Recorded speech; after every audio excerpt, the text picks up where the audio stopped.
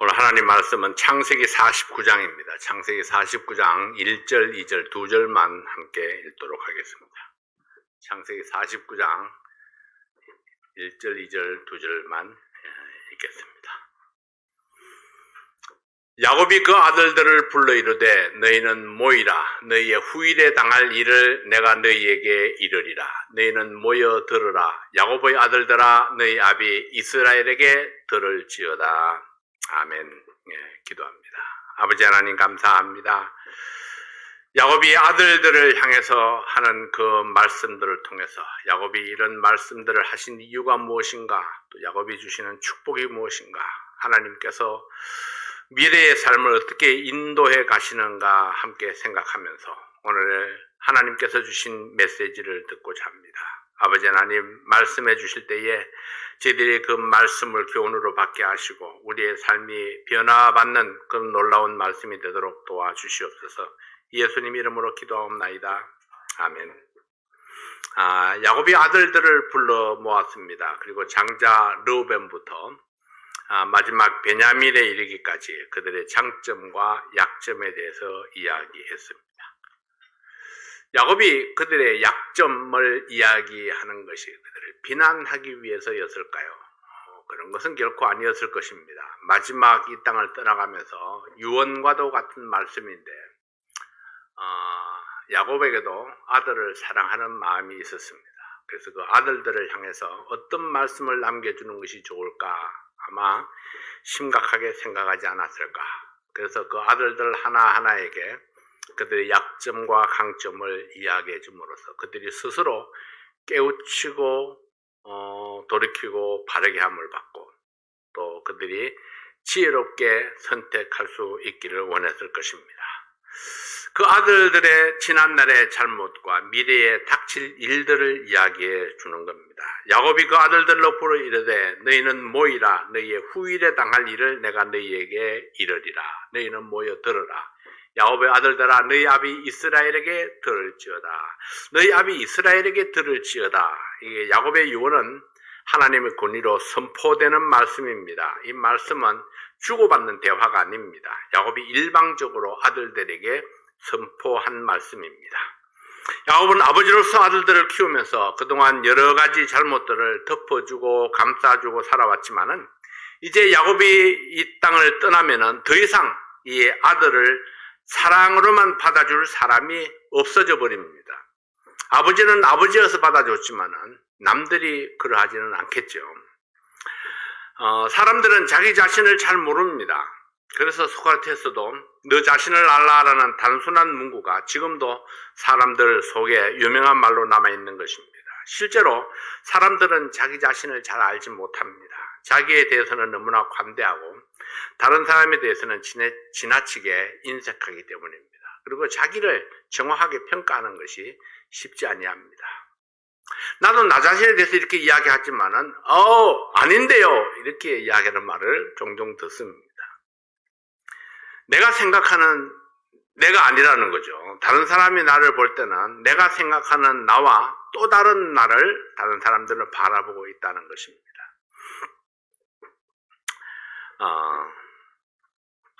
자기에 대해서는 너무나 관대하고 다른 사람에 대해서는 지나치게 인색할 경우가 많습니다. 그래서 자기 눈에 있는 들보는 보지 못하고 남의 눈에 있는 티는 본다 이렇게 말씀을 하죠. 그래서 야곱은 자신이 알고 있는 아들들의 성품과 과오들과 앞으로 당할 일들을 자세하게 알려주고자 했습니다. 그것은 바로 이렇게 알려줌으로써 그 아들들이 지혜로운 선택을 하게 하기 위해서입니다.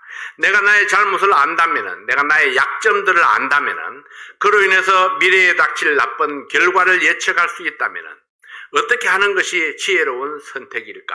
야곱은 마지막 숨을 놓기 전에 아들들에게 해줄 수 있는 최고의 축복이 바로 자신을 알게 하고 미래를 예비하는 그런 아들들이 되기를 바라면서 이 축복들을 베풀었을 것입니다. 첫 번째로 너의 약점을 알고 보완하라. 이것이 야곱이 해주고 싶은 유언의 그 포인트입니다. 다른 사람을 돌아보고 판단하거나 평가하는 것은 쉽습니다. 그러나 자신을 돌아보며 평가하는 것은 그 정확성에 상관없이 쉽지가 않습니다. 그렇지만 자신을 정확하게 알면은 실수나 실패를 줄일 수 있고 성공적인 인생을 살아가는 데 큰 도움이 될 수 있을 것입니다. 적을 알고 나를 알면 백전백승한다고 했는데 대부분 적은 알지만은 나를 알지 못하면은 적절한 작전을 세울 수 없고 성공적인 작전 수행이 어려워집니다. 우리의 적에 대해서는 이미 수없이 들어왔습니다. 사탄이 얼마나 간교하고 집요한가. 사탄이 세상을 장악하고 있을 뿐만 아니라 세상의 환경과 모든 것을 이용해서 성도들을 공격해 오고 있다는 사실은 이미 알고 있습니다. 그뿐만이 아닙니다. 우리 안에 있는 우리의 죄성, 이건 역시 우리에게 가장 큰 적 중에 하나죠. 그러나 내가 나 자신을 알지 못하면 사탄의 치밀한 공격을 어떻게 막아낼 수 있겠는가? 그래서 나의 약점이 무엇이며 내가 어떤 상태일 때 자주 넘어지는가? 나의 능력이 어떠한지, 내가 무엇을 잘하고 무엇을 잘 못하는지 자신을 돌아보므로 사탄과의 전쟁을 대비할 수 있어야 합니다. 나는 다른 사람들에게 어떤 존재인가? 나는 용기와 격려를 주는 사람인가? 아니면 실망하게 하고 상처를 주는 사람인가? 자신을 돌아볼 줄 아는 지혜를 가져야 합니다. 2023년을 시작하면서 나는 어떤 자세로 한 해를 또 시작할 것인가? 이렇게 생각해 볼 때에 나는 금년에는 누군가를 이렇게 감싸주고 품어주고 보살펴주는 그런 데 좀 집중하는 그런 삶을 살겠다 하는 이런 결단을 해보면 어떨까 하고 생각해 봅니다. 어떤 사람은 자신의 약점을 강점이라고 알고 지냅니다. 어떤 사람은 자신의 장점을 알지 못해서 전혀 생활에 활용을 하지 못하는 사람도 있습니다. 어떤 사람은 능력은 탁월하지만 그 능력이 잘못 사용되어서 오히려 약점이 되어 있는 경우도 있습니다. 장자 르우벤에게 이야기합니다. 너는 내 장자요, 나의 능력이요, 나의 기력의 시작이었다. 너는 위강이 초등하고 권능이 탁월했다. 이것은 아버지가 바라보는 맏아들의 타고난 모습입니다. 르우벤은 형제들을 통솔하고 이끄는 능력이 탁월했습니다. 그러나 그의 성격이 물의 끓음 같았다 했습니다. 조급하고 정욕적이고 충동적인 성격 때문에 장점이 되지 못했고 아비의 침상을 범하는 불의를 행하였습니다. 정욕을 다스리지 못했기 때문에 탁월한 장점들을 다 잃어버리고 그는 여전히 별 볼 일 없는 그런 삶을 살고 있는 겁니다. 장점이 되지 못한다. 이것이 아버지의 마음을 안타깝게 했던 것입니다. 이 아버지가 생각할 때에 너는 나의 능력이었다, 내 기력의 시작이었다, 너는 위강이 초등하고 권능이 탁월했다 이렇게 말할 정도로 그는 뛰어난 어떤 탁월한 그런 것들이 있었습니다. 그럼에도 불구하고 그는 그것이 조급한 성격 때문에 제대로 쓰임받지 못했던 것을 보게 됩니다. 시몬과 레위에게 이야기합니다. 이들은 힘으로 문제를 해결하려고 했던 사람입니다. 이들은 분노를 이기지 못하고 스스로 심판관이 되어서 동생을 강간한 세겜 족속들을 무참히 살해하고 말았습니다. 물론 그들의 주장대로 우리 누이가 창녀같이 취급을 당하는 것이 올바르다 할 수는 없습니다. 그러나 하나님은 우리가 스스로 심판관이 되어서 원수 갚는 것을 허락하지 않았습니다. 원수 갚는 것은 주님의 몫이라 하셨고 주님께 맡기라고 말씀하셨습니다. 우리에게 있는 모든 욕구나 분노는 다스림을 받아야 합니다. 성령의 지배를 받아야 하고 그래야 쓰임받을 수 있습니다. 장점은 발전시키고 약점은 보강해 나갈 수 있는 지혜가 있어야 합니다. 먼저 내가 할 수 있는 일이 무엇인가 찾아봐야 됩니다. 내가 헌신할 수 있는 것, 내가 기쁨으로 행할 수 있는 것을 찾아서 하나님께 드리면은 하나님께서 우리를 놀랍게 사용해 주실 것이라고 믿습니다. 적을 알고 나를 알면 백전백승한다 했는데 사탄의 유혹과 공격을 알고 내 약점과 장점을 알아서 성령의 도우심을 받으면 반드시 승리하는 축복이 있으리라고 믿습니다. 야곱은 르우벤의 잘못을 지적하고 시므온과 레위의 잘못을 지적해 주었습니다. 다 지나간 일이라고 돌이킬 수 없는 사건인데도 불구하고 왜 그 사건을 덜추어서 언급을 했을까요? 이들뿐만 아니라 다른 아들들의 성품과 특성들을 언급하면서 미래를 예측하는 말씀들을 하셨습니다. 이것은 지나간 일들을 들추어서 꾸중하려는 의도보다는 그들 자신의 모습을 다시 확인하고 지나간 과오를 씻을 수 있는 기회를 주고자 함이었습니다. 그래서 유다에게 말씀합니다. 너는 장차 형제의 찬송이 되고 다스리는 지파가 될 것이다. 숲의 제왕처럼 수사자 같은 위엄이 있어서 다스림의 홀이 유다를 떠나지 아니할 것이다. 스불론은 해변에 거하면서 해상 무역을 주도하게 될 것이다. 이사갈은 양의 우리 사이에 꿇어 앉은 건장한 나귀처럼 기꺼이 섬기는 자들이 될 것이다. 다는 심판에 익숙한 자들이 되어서 뱀같이 지혜롭고 독사같이 물어뜯는 자들이 될 것이다. 아셀은 이 갓은 강한 힘으로 공격을 받아도 패망하지 아니하고 오히려 추격하는 자들이 될 것이다. 아셀은 풍성한 식물을 생산해서 왕의 식물을 공급하는 자가 될 것이다. 납달리는 사랑스러운 암사슴같이 되어서 다른 형제들의 사랑을 받을 것이다. 요셉에게는 전능자의 힘이 있도다. 이스라엘의 목자가 나와서 복의 원천이 되고 나누어주는 축복이 있을 것이다. 베냐민은 물어뜯는 이리처럼 빼앗고 나누고 전투적인 삶을 살게 될 것이다. 자, 이렇게 12아들의 성품적인 특성을 일러주었습니다. 야곱이 마지막 가는 길에서 왜 이런 말씀을 했을까요? 과거의 삶이 어떠했든지 간에 앞으로의 삶이 중요합니다. 야곱이 가고 난 다음에 뒤에 남아있는 아들들이 앞으로의 삶을 어떻게 살아갈 것인가, 그들의 삶을 염려하면서 하나님께서 그들의 삶을 다스리고 이끌어주기를 바라는 그런 마음이 야곱에게 있었습니다. 그래서 야곱은 그들의 약점을 이야기하고 미래를 이야기하면서 하나님을 의지하면은 하나님께서 과거는 바꿀 수 없지만은 그러나 미래는 바꿔 놓을 수 있다는 사실을 알리고자 했던 것입니다. 마땅히 성령의 다스림을 받아야 할 르우벤의 끓는 물 같은 성격, 분노를 자제하지 못하고 세겜족을 몰살시킨 시므온과 레위의 그 불같은 성품, 뱀 같고 독사 같은 단, 물어뜯는 이리 같은 납달리, 과거에 얽매이지 말고 버릴 것은 버리고 고칠 것은 고쳐서 하나님 보시기에 합당한 성도로 만들고자 하는 거룩한 바람이 야곱에게 있었습니다. 과거가 없는 사람이 어디 있겠습니까? 우리는 모두 다 과거에는 하나님을 알지 못하였고 지옥을 향해 달려갔던 절망적인 사람이었습니다. 하나님을 알되 하나님으로 영화롭게도 아니했고 죄 가운데 있으면서도 죄가 무엇인지 알지 못하고 살았었습니다. 그러던 어느 날 하나님 말씀을 듣고 죄를 알았고 하나님의 사랑을 알았고 예수 그리스도의 십자가를 알았습니다. 이대로는 안 되겠다 싶어서 우리는 과거의 불신앙을 회개하고 예수 그리스도를 영접하고 구원받게 되었습니다. 자, 구원을 생각하면은 하나님의 사랑과 은혜만 생각나는 것이 아닙니다. 동시에 내가 어떤 죄인이었는가, 내가 어떻게 죄 씻음 받았는가, 내가 어떻게 하나님의 자녀로 거듭났는가를 생각하게 합니다. 내 구세주로 예수 그리스도를 선택한 것, 내 지나간 과거를 털어버리고 새 생명을 주신 하나님, 지난날의 잘못에 용서를 구함으로 새로운 미래를 꿈꾸는 사람, 이것이 바로 지혜로운 선택입니다. 나의 약점을 알고 보완하는 것, 이것이 야곱이 아들들의 성품과 약점을 지적하신 이유입니다.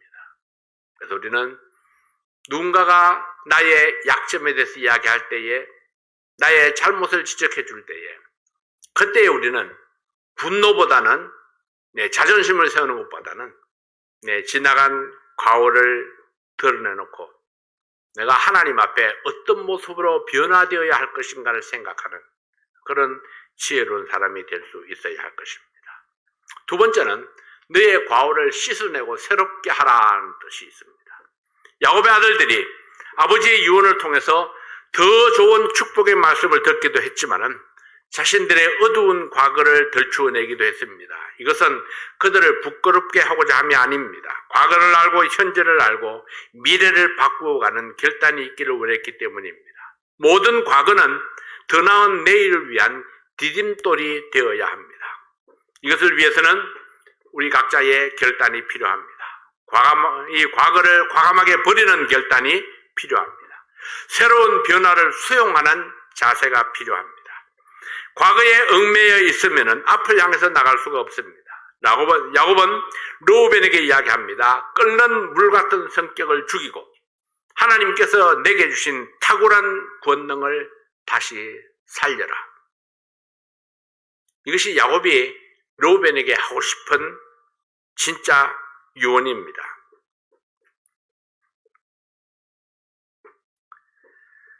시므온과 레위는 분노를 죽이고 혈기를 죽여라. 노여움을 그대로 두면은 저주를 받게 되리니 성품을 온유하게 함으로 이스라엘의 12지파의 거룩한 모습을 지켜가라 하십니다.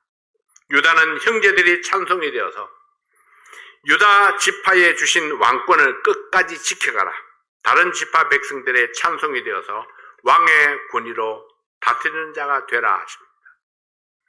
스불론은 지중해 해변을 관장하고 이사갈은 양떼의 번성을 위해서 헌신하고 섬기는 삶을 살아라.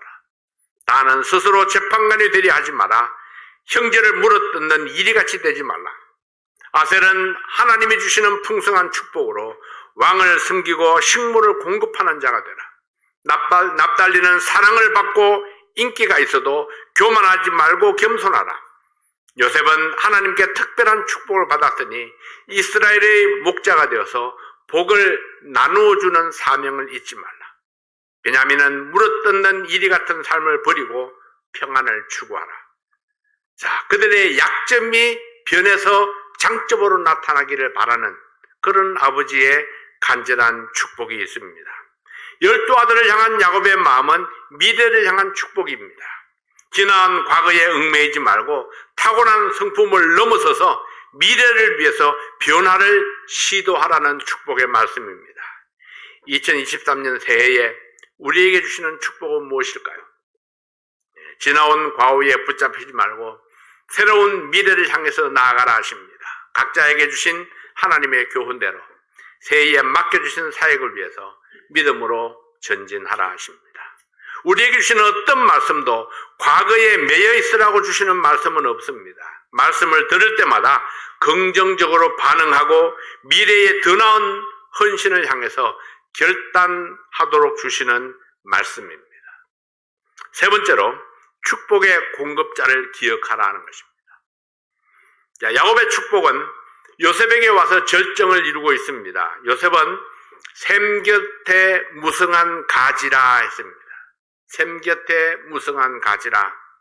시편 1편 1절부터 3절에 있는 말씀에 보면요, 복 있는 사람은 악인의 꾀를 쫓지 아니하며 죄인의 길에 서지 아니하며 오만한 자의 자리에 앉지 아니하고 오직 여호와의 율법을 즐거워하여 그 율법을 주야로 묵상하는 자로다.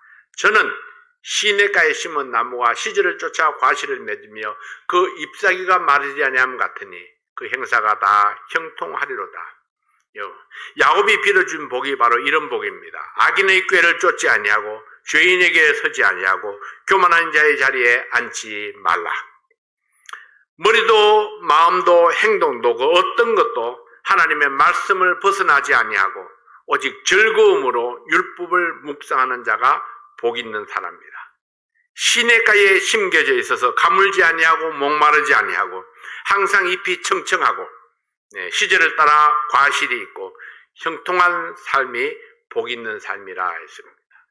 하나님의 말씀을 즐거워하고 그 말씀을 묵상하면은 하나님께서 이루어 가시겠다고 말씀하셨습니다.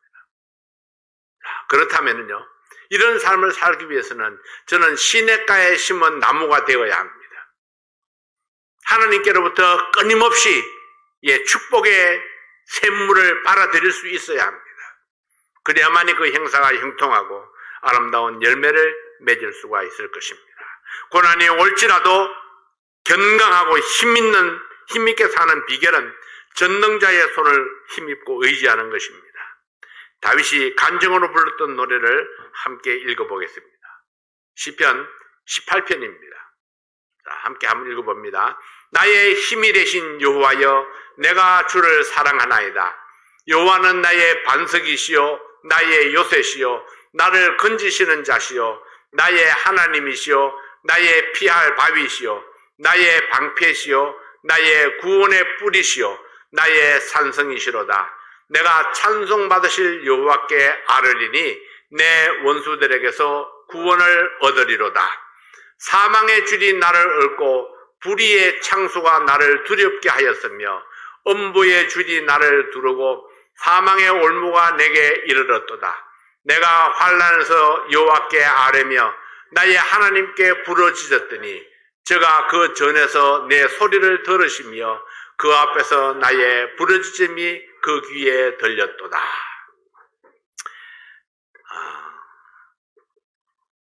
다윗이 받았던 축복입니다. 다윗이 경험했던 하나님입니다. 하나님은 다윗의 힘이었고 반석이었고 요새였고 건지시는 자였습니다. 하나님은 모든 대적들에게서 피할 수 있는 안전한 요새였습니다. 모든 위험에서 건져주시는 구원자였습니다. 사망의 줄이 나를 얽어매고 불의가 홍수처럼 몰려오고 사망이 문 앞에 이르는 것 같아도 이 모든 환난에서 건져주셨던 분이 바로 하나님이시라 그렇게 간증하며 노래했던 다윗입니다. 내가 기도하면 즉각적으로 응답하셔서 구원의 손길을 베푸시는 하나님, 그분이 바로 나의 하나님이라고 노래했습니다. 다윗은 이 모든 축복의 기운이 하나님인데 바로 내 조상이 섬겼던 하나님이라고 고백을 합니다. 내 아버지의 하나님, 내 할아버지의 하나님, 대대로 섬겨오는 하나님이 복에 복을 더해 주실 것을 약속해 주신 것입니다. 믿음의 대를 잇는다는 것, 이것이 또한 큰 축복입니다. 야곱의 간절한 소망은 12아들들과 그 후손들이 하나님을 기쁨으로 섬기는 모습을 보는 것입니다. 그리고 또한 이것은 우리의 꿈이기도 합니다. 우리의 자녀들과 더불어 하나님을 기쁨으로 섬기는 그런 성도가 되는 것. 그래서 하나님의 축복의 샘이 마르지 않는 그 축복의 샘에서 우리가 계속해서 축복의 샘물을 먹고 자라는 것. 이것이 하나님께서 우리에게 주신 축복입니다. 우리가 그 축복의 샘물을 길러내고 나눠주고 또 나눠주고 하나님의 복이 강물처럼 흘러넘치도록 이 전도의 사명을 다하는 그런 우리들이 될 수 있기를 원합니다. 1월 달에는 이제 계속해서 우리가 선교사들을 초청하고 있습니다. 이 2023년 새해를 시작하면서 우리가 우리에게 맡겨진 이 선교, 전도의 사명, 이 영혼을 구령하고 교회를 세우고 복음을 전하는 이 사명을 감당하기 위해서 새해부터, 연초부터 저희들이 선교사들을 통해서 우리의 믿음을 새롭게 하기를 원합니다.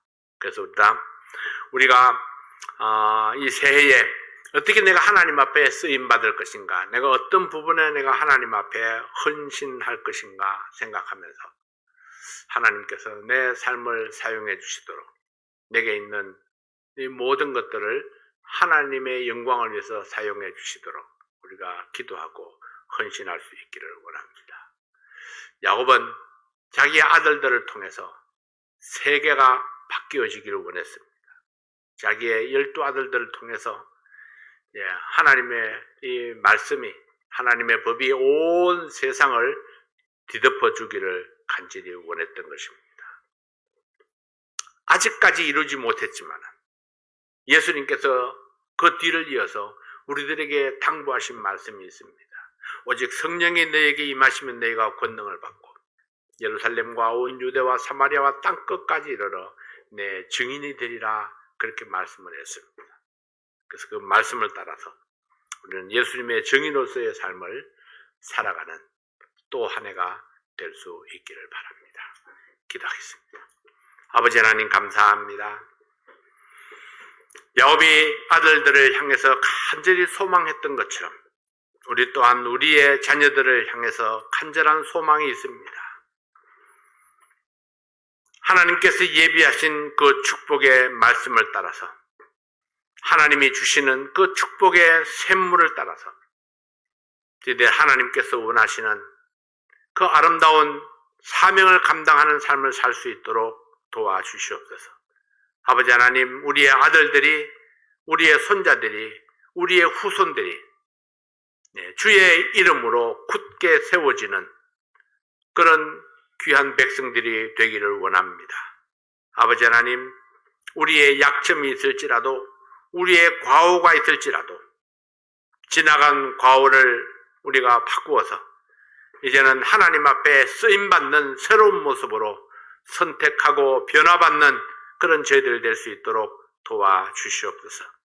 우리의 삶을 온전히 주께서 주장하시고 이끌어 주심으로 놀라운 승리가 우리 2023년을 장식할 수 있도록 도와주십시오. 예수님 이름으로 간절히 기도하옵나이다. 아멘.